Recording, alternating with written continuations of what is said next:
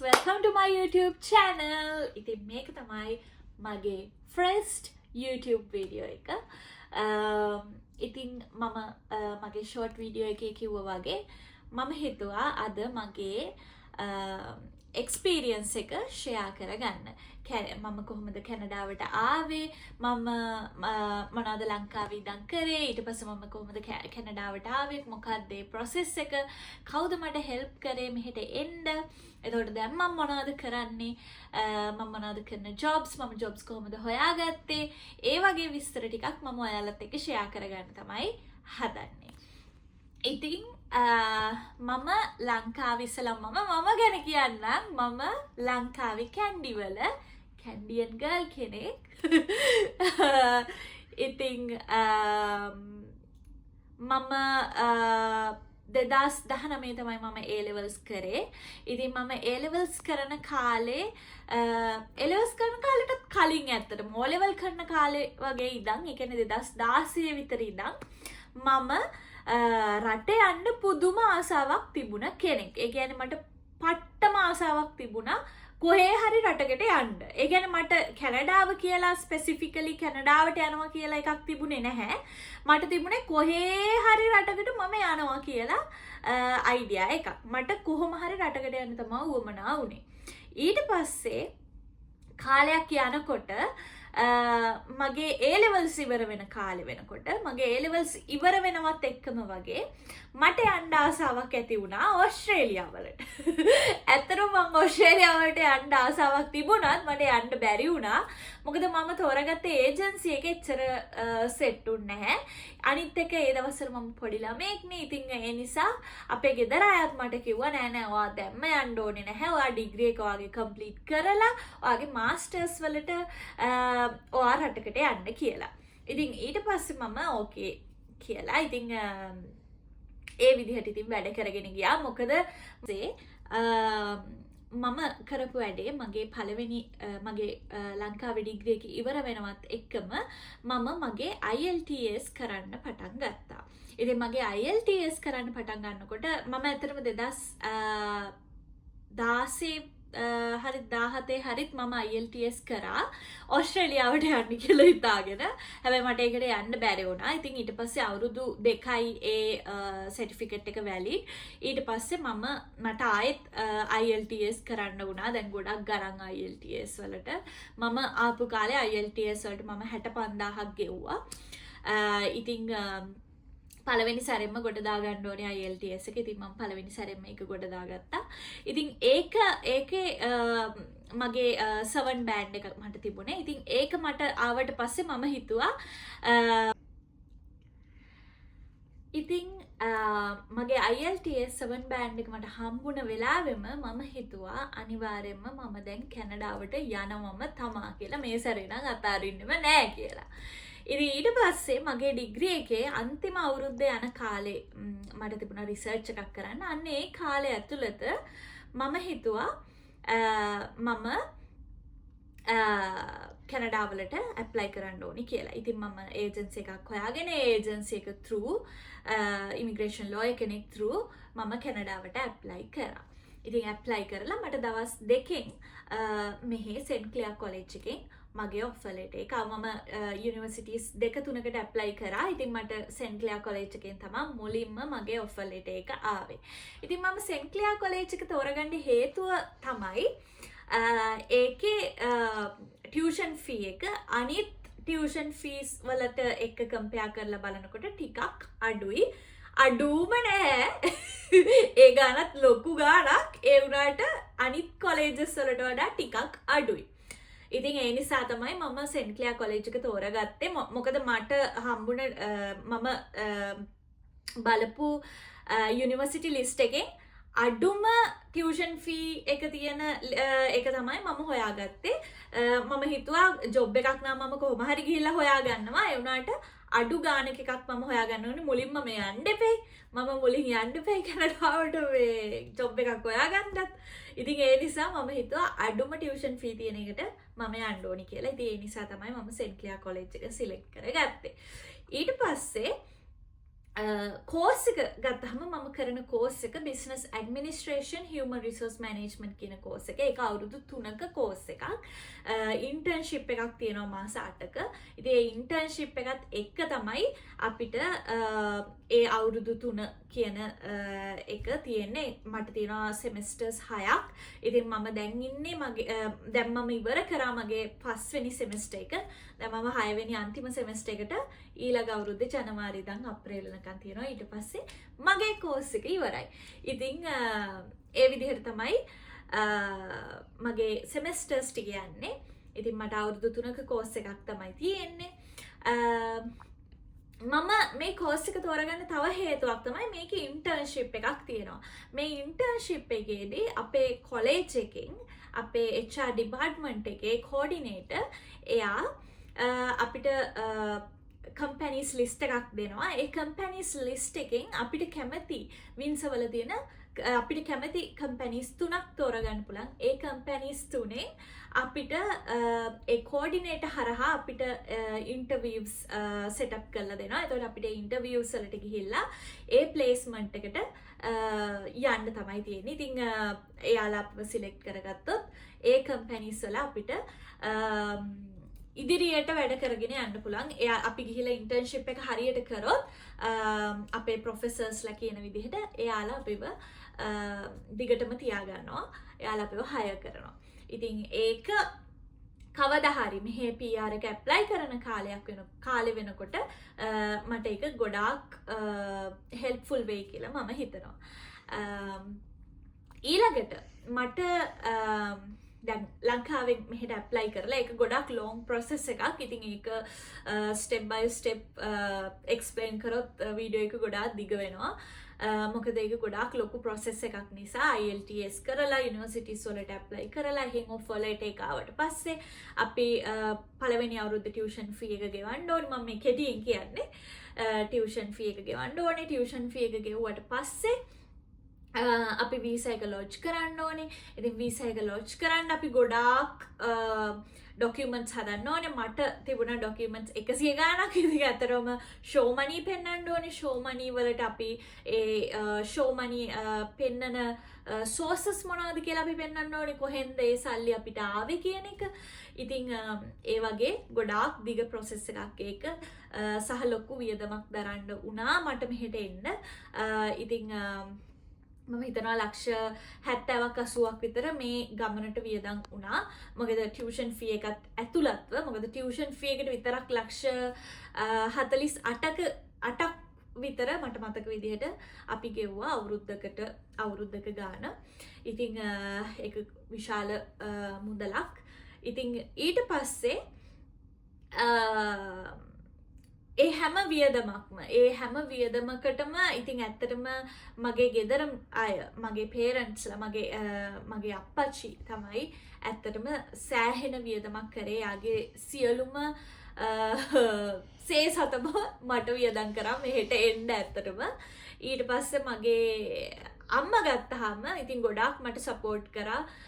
Agencies වලට යන්නේවට ඒ වගේ ගොඩක් දේවල් වලට මට සපෝට් කරා. ඉතින් මෙහෙට ආවට පස්සේ මගේ එක්ස්පීරියන්ස් එක ෂෙයා කරොත් මට ගොඩාක් මිස් වෙන දේ තමයි අපේ අම්මා හදන කෑම සහ මගේ ෆැමිලි එක. ඉතින් මෙහෙ හිටියානම් ඒ කියන්නේ අපිට අර එකට ඉන්නකන් ඒකේ අර අගේ වැඩිය දැනෙන්නේ නැහැ. ඒ කියන්නේ මෙහෙට ආවට පස්සේ ඒක කොච්චර අමාරුද කියන එක දැනෙනවා. ඒ කියන්නේ පළවෙනි අවුරුද්දම වගේ හරිම අමාරුයි මෙහෙට ආවට පස්සේ එයාලව මිස් වෙනවා. එයාලගේ කෑම මිස් වෙනවා. ස්පෙෂලි අපේ අම්මා හදන කෑම මට ගොඩාක් මිස් වෙනවා. මම ලංකාවේ කෑම කන්න ගොඩාක් ආසයි. මෙහි ලංකාවේ කෑම හොයාගන්න හරිම අමාරුයි. ඉතින් ඒ නිසා මට එයාලගේ කෑම අම්මගේ කෑම ගොඩාක් මිස් වෙනවා. ඉතින් ඊළඟ දේ තමයි guys මෙහෙ පට්ට සීතලයි. මෙහෙ පට්ටම සීතලයි. මෙහෙට ආපු පළවෙනි දවසේ පුදුම සීතලයි. තර්මල්ස් ඇදලා ඊට පස්සේ ජැකට්ස් ඔක්කොම ඇදලා ඉන්න වුණා. ඒ තරම් සීතලයි. තාමත් ඒකේ ඒ විදිහටම දැනෙනවා මට නම්. හරිම සීතලයි. ඉතින් මයිනස් වලට යනවා. 8 10 12 15 ඒ වගේ යනවා සමහර වෙලාවල් වලට. ඉතින් හරිම සීතලයි මේ කාලේ ටිකක් අඩුයි. තව ඉස්සරහට තව ගොඩාක් සීතල වෙනවා මෙහේ. ඉතින් තව වෙනත් ප්‍රොවින්ස් වල ඊටත් වඩා සීතල ප්‍රොවින්සස් තියෙනවා. ඉතින් මේ වින්ස කියන සිටි එක අර වෙන ප්‍රොවින්සස් තරම් එච්චරටම හිම වැටිලා ලොකුවට හෙවි විදිහට යන්නේ නැහැ සමහර වෙලාවල් වලට. ඒ වුණාට ස්ටිල් හරිම සීතලයි. ඉතින් ඒ නිසා මට ඔයාලා මෙහෙ එනවනම් මට ඔයාලට කියන්න තියෙන මට ඔයාලට දෙන්න පුළුවන් එකම ඇඩ්වයිස් එක තමයි ඔයාලා මෙහෙ එනවා නම් අනිවාර්යයෙන්ම මෙඩිසින් අරන් එන්න. ඔයාලට බෙහෙත් අරන් එන්න. ඔයාලට මොන හරි අසනීප තියෙනවා නම් මොකද මේ වෙදර් චේන්ජස් එක්ක විවිධ ඒ කියන්නේ ඔයාලට උණ හැදෙන්න පුළුවන්, ඒ වගේ එක ලෙඩ හැදෙන්න පුළුවන්. එතකොට ඔයාලට එකපාරටම ගිහිල්ලා මෙහෙ ඩොක්ටර්ස් ලාගෙට ගිහිල්ලා බෙහෙත් ගන්න බෑ ලංකාවේ වගේ. ඉතින් ඒ නිසා අනිවාර්යයෙන්ම බෙහෙත් හොඳ බෙහෙත් ඔයාලට අරන් එන්න. ඔයාලගේ ඇඟවල වලට අල්ලන බෙහෙත්. ඉතින් ඊට පස්සේ මෙහෙ මම අර කිව්වා වගේ අපේ අම්මගේ කෑම මිස් වෙනවා කිව්වනේ. ඉතින් ඒකත් එක්ක මට තව දෙයක් කියන්න ඕනේ වුණා. මෙහෙ මේ වින්සවල හරිම අමාරුයි ලංකාවේ කෑම හොයාගන්න. ලංකාවේ කෑම හොයාගන්න හරිම අමාරුයි guys. ඉතින් මෙහෙ තියෙනවා එකම එක රෙස්ටොරන්ට් එකක් ටෙකම්සේ මෝල් එකේ.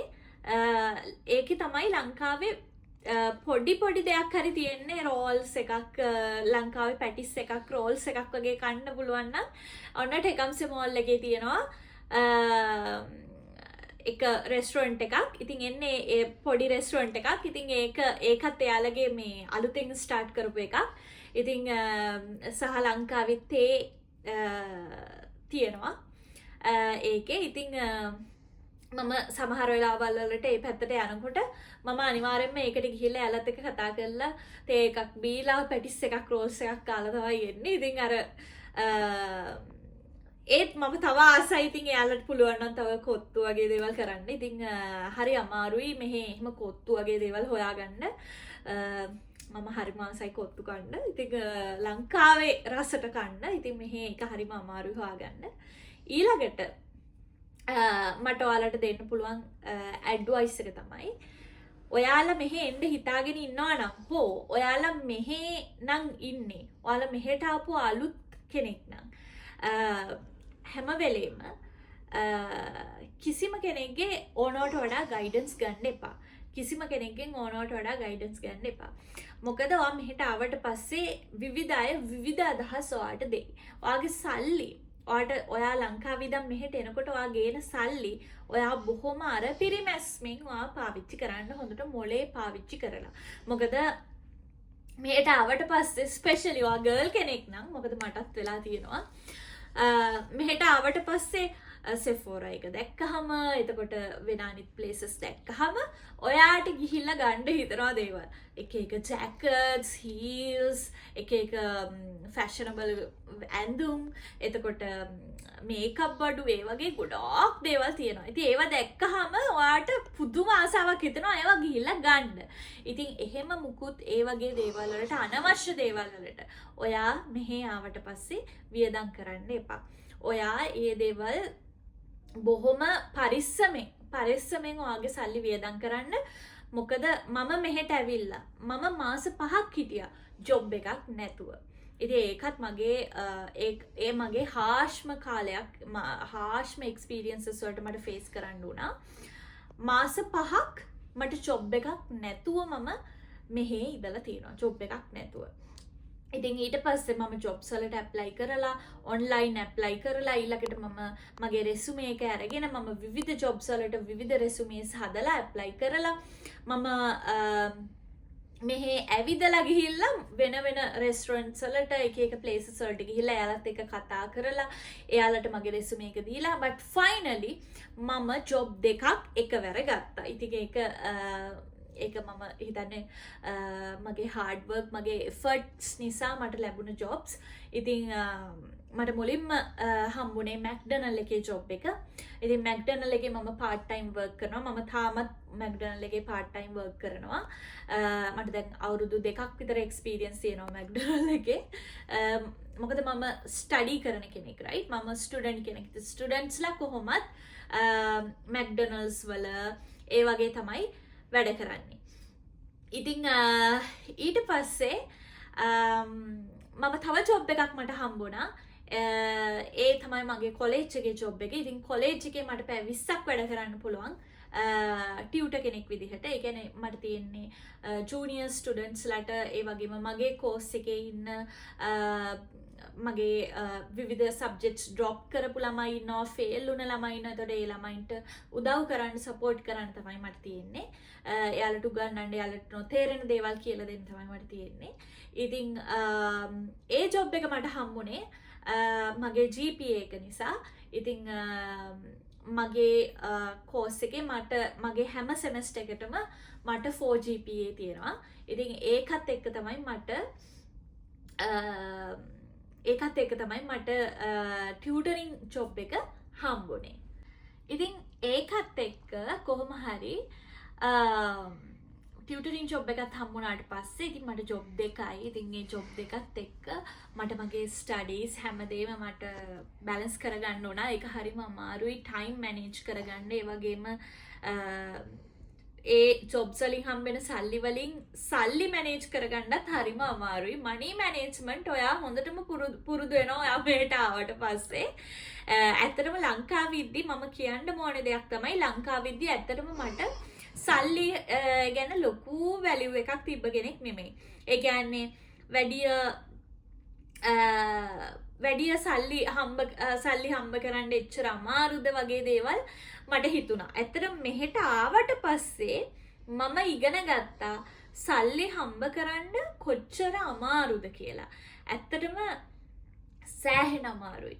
ඇත්තටම මට දැන් හිතෙනවා අපේ අප්පච්චි කොහොමද ගෙදර හැමෝටම කන්න බොන්න දීලා ඒ හැමෝගෙම දේවල් හැම කෙනාගෙම දේවල් කරලා දීලා එයාගේ දේවලුත් එයා කරගෙන හැමදේම බැලන්ස් කරේ කොහොමද එයාගේ සැලරි එකකින් කියන එක මට හිතා ගන්න බැරි වුණා. මොකද මම මෙහෙට ආවට පස්සේ මගේ සැලරි එකෙන් මගේ සැලරි එක මටත් මදි.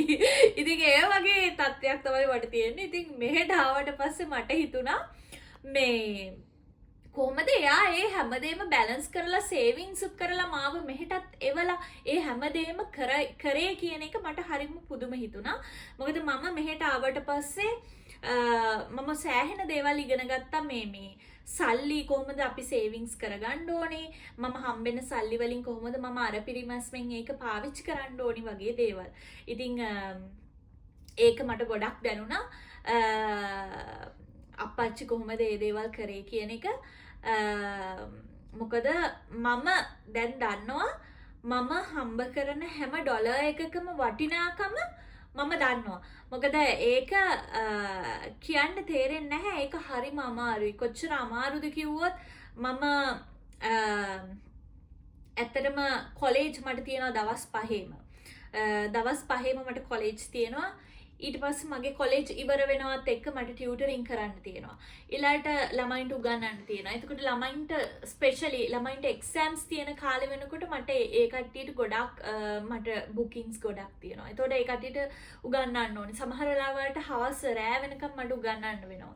ඊට පස්සේ වීකෙන්ඩ් එකේ ෆ්‍රයිඩේ සැටර්ඩේ සන්ඩේ ඒ දවස්වල මට මිඩ්නයිට්ස් කරන්න තියෙනවා. ඉතින් හරිම අමාරුයි. ඉතින් මම මැක්ඩොනල්ඩ් එකේ වැඩ කරන්නේ මිඩ්නයිට්ස්. එතකොට රෑ 11 ඉඳන් උදේ 7 වෙනකම් මට වැඩ කරන්න ඕන. මේව මම කවදාවත් ජීවිතේට ලංකාවෙදි කරපුවා නෙවෙයි. මම ලංකාවේ ජීවිතේට කොහෙවත් එහෙම ගිහිල්ලා වැඩ කරපු ළමෙක් නෙමෙයි. ඉතින් මෙහෙ ඇවිල්ලා ඒ දේවල් කරනවා කියන එක හරිම අපහසුයි. මෙන්ටලි, ෆිසිකලි, ෆයිනෑන්ෂලි හැම පැත්තෙම ස්ටුඩන්ට් කෙනෙක් ෆේස් කරනවා ගොඩාක් කටුක හාර්ෂ් එක්ස්පීරියන්සස් වලට. ඉතින් ඒක කාටවත් පේන්නේ නැහැ. ඉතින් මිනිස්සු හිතනවා කැනඩාවෙන් ඉන්නේ ලක්ෂරි ලයිෆ් එකක් ගෙවනවා ඇති ඒ වගේ දේවල්. ඉතින් ඇත්තටම එහෙම නෙමෙයි. හරිම අමාරුයි මෙහි ලයිෆ් එක ස්ටුඩන්ට් කාලේ. ඔයා මේ ස්ටුඩන්ට් කාලේ පහු කරාට පස්සේ ඔයාට වර්ක් පර්මිට් එක ලැබිලා ඒ කියන්නේ ඔයාගේ ස්ටඩීස් ඉවර වුණාට පස්සේ ඔයාට තව ඔයාගේ කෝස් එකේ ටයිම් එකට ඔයාට වර්ක් පර්මිට් එක හම්බෙනවා. දැන් මගේ කෝස් එකේ ඩියුරේෂන් එක අවුරුදු 3යි. ඒතර මට අවුරුදු 3ක වර්ක් පර්මිට් එකක් හම්බෙනවා. එතකොට ඒ අවුරුදු 3 වර්ක් පර්මිට් එක ඇතුලේ මට පුළුවන් ෆුල් ටයිම් ෆුල්ලි වැඩ කරන්න පුළුවන්. මට ඕනනම් තව ෂෝට් කෝස් එකක් කරන්නත් පුළුවන් මට කැමති නම්. එහෙම නැත්නම් මට පුළුවන් තනිකර ඉගෙන ගන්න. ඉතින් ඒකත් එක්ක හරිම අමාරුයි හැමදේම බැලන්ස් කරගෙන යන්න ස්ටුඩන්ට් කාලේ. ඉතින් මට කියන්න තියෙන්නේ ඔයාලා කවදා හරි මෙහෙට එන්න හිතාගෙන ඉන්නවනම් ඔයාලා මෙහෙ එන්න හීනමවන කෙනෙක් නම් මම ලංකාවේ ඉන්නකොට හීන මැව්වා වගේ මට කියන්න තියෙන්නේ ඔයාලා මෙහෙට එනවා නම් බොහොම රෙඩි පිට එන්න. මොකද මම මෙහෙට එනකොට මට මෙහෙ කසින් කෙනෙක්වත් මට මගේ යාළුවෙක්වත් මම දන්න කෙනෙක් අඳුරන කෙනෙක්වත් මෙහෙ හිටියේ නැහැ. වෙන වෙන ප්‍රොවින්සස් වල විවිධ අය හිටියා මම අඳුරන යාළුවෝ. එහෙම හිටියා. ඒ වුණාට මම මේ වින්සවල මම දන්න කිසිම කෙනෙක් මට හිටියේ නැහැ. ඉතින් ඒ නිසා හරිම අමාරු වුණා මෙහෙට ඇවිල්ලා සෙටල් වෙන්න. මේ තත්ත්වෙට එන්න ටිකක් අමාරු වුණා. ඉතින් මේ තත්ත්වෙට දැන් ටිකක් එන ගමන් ඉන්නේ. ඉතින් ඊට පස්සේ දැන් මගේ කෝස් එක ඉවර වුණාට පස්සේ මට ෆුල්ලි මගේ ලයිෆ් එක තව අප්ග්‍රේඩ් කරගන්න පුළුවන්. ඉතින් මම ඒ එක්ස්පීරියන්සස් ඒ කාලෙට ඔයාලත් එක්ක අනිවාර්යයෙන්ම ෂෙයා කරගන්න මම හිතාගෙන ඉන්නවා. ඉතින් මම සබස්ක්‍රයිබ් කරන්න, මම ලයික් කරන්න, මගේ වීඩියෝ එකට කමෙන්ට් කරන්න, සහ මට තවත් අයිඩියාස් දෙන්න, මට කියන්න ඔයාලට මොනවද තව දැනගන්න ඕන දේවල් කියලා. මගේ එක්ස්පීරියන්සස් රිලේටඩ් ඔයාලට තව මොනවා හරි දැනගන්න ඕන නම් ඒ කියන්නේ කෝසස් සිලෙක්ට් කරගන්න විදිහ ඒ වගේ යම් දේවල් ඔයාලට දැනගන්න ඕන නම් ඔයාලා ඒව මගෙන් අහන්න. මම ඔයාලට අනිවාර්යයෙන්ම ඒවට රිප්ලයි කරන්නම්. ඉතින් thank you so much. ඉතින් මේක තමයි මගේ එක්ස්පීරියන්ස් එක. ඉතින් ඉදිරි එක්ස්පීරියන්සස් මම අනිවාර්යයෙන්ම ඔයාලත් එක්ක ෂෙයා කරගන්නවා. ඉතින් මේ ටික තමයි ඉතින් මට කියන්න තියෙන්නේ ඇත්තටම දැනට තියෙන දේවල් එක්ක. ඉතින් thank you so much. මම subscribe කරන්න. Bye.